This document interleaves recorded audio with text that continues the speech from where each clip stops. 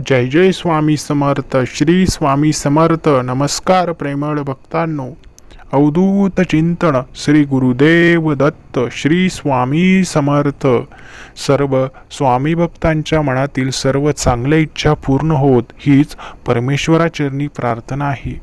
जे भक्त आजचा हा व्हिडिओ शेवटपर्यंत बघणार आहे त्यांचं मन आज खूप शांत होणार आहे. त्यांच्या मनात असलेली चिंता आज संपणार आहे. त्यांच्या वर असलेला दुःखाचा डोंगर लवकरच कमी होणार आहे. घाबरू नका, स्वामी सदैव तुमच्या सोबत आहेत. स्वामींचा हा संदेश शेवटपर्यंत नक्की ऐका. जे भक्त आपल्या चॅनलवर नवीन असतील त्यांनी आपल्या चॅनलला सबस्क्राईब करा आणि कमेंट्स बॉक्समध्ये श्री स्वामी समर्थ टाईप करा. भगवंताच्या या भक्तिमय संदेशामध्ये सर्व भक्तांचं पुन्हा एकदा स्वागत आहे. भक्तांनो, जीवनामध्ये आपण जे काही करतो ते स्वामींच्या आज्ञेनुसार करत असतो. स्वामी तुम्हाला मार्ग दाखवतात, परंतु त्या मार्गावर चालायचं की नाही हे तुम्ही ठरवायचं असतं. म्हणून स्वामी म्हणतात, अरे बाळा, मी तुला एवढा सुंदर मार्ग दाखवला आहे, त्या मार्गावरती नक्की चाल. ज्या गोष्टीचा तू विचार करत आहे ती गोष्ट लवकरच तुझ्यापर्यंत पोचणार आहे. अरे माझ्या बाळा, तू माझा लाडका प्रेमळ भक्त आहे.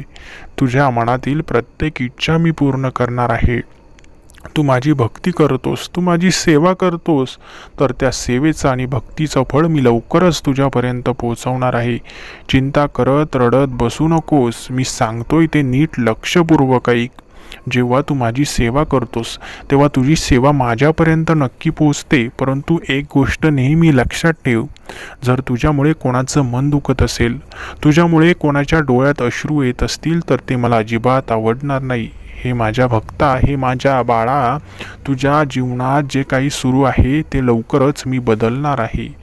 तुझ्या जीवनात जे वाईट सुरू आहे ते मी लवकरच सुखामध्ये बदलणार आहे. अनेक माझ्या भक्तांच्या जीवनात मी बदल केला आहे. आता तुझी वेळ आहे. तुझी वेळ लवकरच येत आहे आणि सुखाचे दिवस सुरू होत आहेत. जे दुःखाचे दिवस तू अनुभवले आहेत त्याबद्दलही मी तुला भरपूर भरपाई देणार आहे. जे आयुष्यामध्ये तुझ्या वाईट घडलं त्यासाठी मी नवीन काहीतरी शोधणार आहे आणि तुझ्यापर्यंत पाठवणार आहे. माझे देवदूत सदैव तुझे रक्षण करत आहे. तुझ्या जीवनात सुरू असलेली उलथापालथ आता बंद होणार आहे. तुझं मन खूप शांत होणार आहे. तुझ्या मनामध्ये आता फक्त आणि फक्त सकारात्मक विचार येणार आहेत. हे माझ्या बाळा, हे माझ्या लाडक्या भक्ता, तुझ्या जीवनात सुरू असलेले दुःख आता संपुष्टात येत आहे. घाबरू नकोस, चिंता करू नकोस. मी सदैव तुझ्या पाठीशी आहे. जे काही आजपर्यंत झालं त्यामध्ये काही चांगल्याही गोष्टी होत्या, परंतु तुला त्या चांगल्या गोष्टी दिसल्या नाही. तू छोट्या छोट्या गोष्टींमध्ये आनंद घेतला नाहीस. म्हणून आता यापुढे अशी चूक करू नकोस. जे घडतं ते तुझ्या चांगल्यासाठीच घडतं. म्हणून स्वतः काहीतरी विचार करण्याचा प्रयत्न कर. जेव्हा तू तुझे प्रयत्न सुरू ठेवशील तेव्हा मी तुझ्या प्रयत्नांना यश देईल.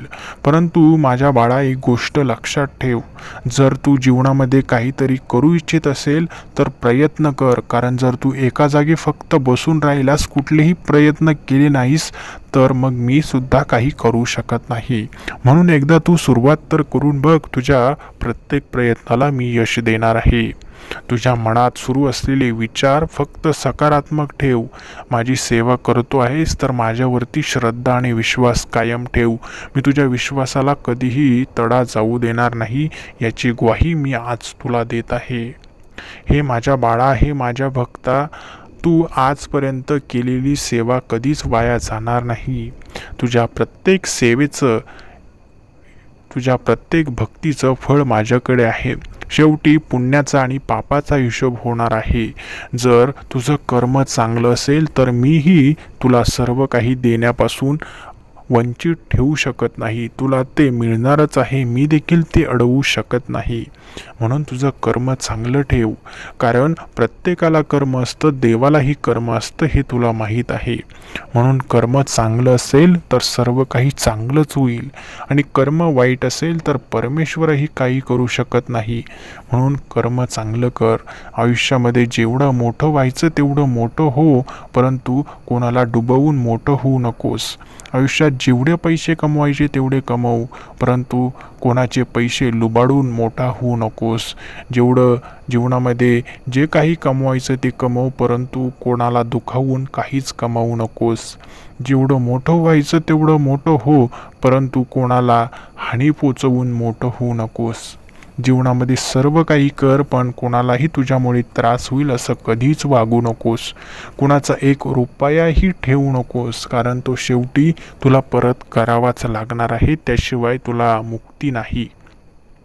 कारण तो प्रत्येकाच्या कष्टाचा पैसा असतो आणि प्रत्येकासाठी तो खूप गरजेचा असतो. ज्यांनी खोट्या मार्गाने पैसा कमवला त्यांना तर शिक्षा होणारच आहे, परंतु ज्यांनी कष्टाने पैसा कमवला आहे त्यांचा पैसा तू कधीच बुडवू नकोस. लक्षात घे, जीवनामध्ये जे करायचं ते कर, परंतु कोणाचे श्राप मात्र घेऊ नकोस, कारण ते नंतर काही ना काही संकटे घेऊन येत असतात. म्हणून शापापासून दूर राहा. जेव्हा तुला इतर लोक त्रास देतील तर तो त्रास निमूटपणे सहन कर, परंतु तू त्यांना त्रास देऊ नकोस.